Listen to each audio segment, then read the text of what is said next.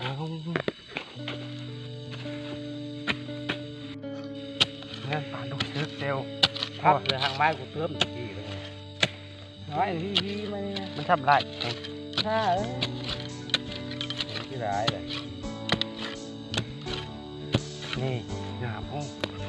ไม่อ่อนใช่ไหม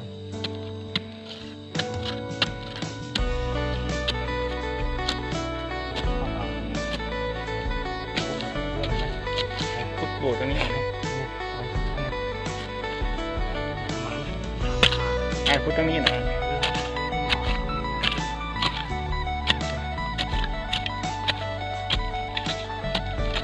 ก้อย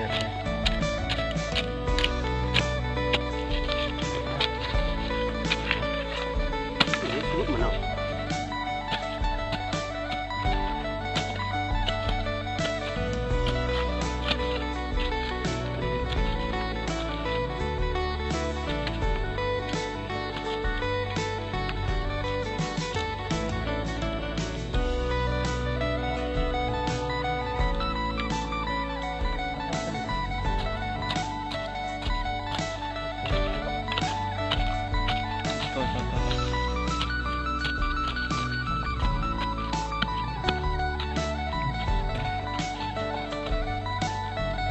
เหรอ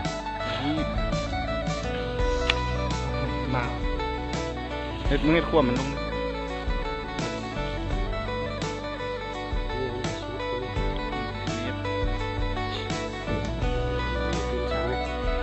เกี่ยวกูนี้ดีกว่าน้อยแม่เหรอเนาะแม่เธอเขาเอามันนั่นคือเนาะน้อยเตอเขียบมัน ที่ไหนนั่นน่ะ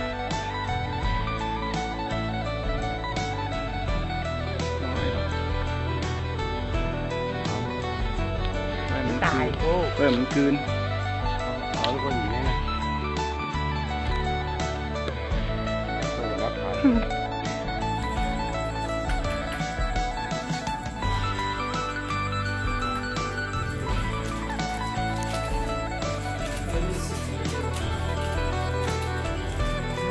การจะถ่ายคุยถ่ายกัน